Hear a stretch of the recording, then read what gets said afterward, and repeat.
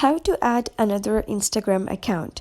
Hello guys and welcome back to the channel. In today's video I'm going to give you a step-by-step guide on how to add and switch between multiple Instagram accounts on iOS and Android.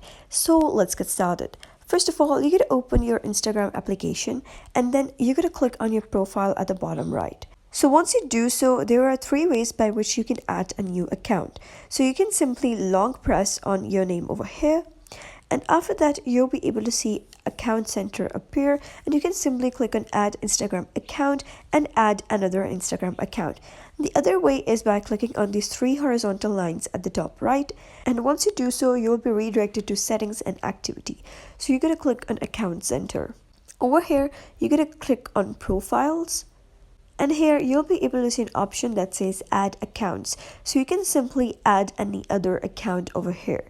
And the other option is going back and scrolling all the way to the bottom, and you'll find an option that says add account. So you can add another Instagram account by clicking on this button as well. So that was basically how you can add another Instagram account. You can follow any of the way that you want.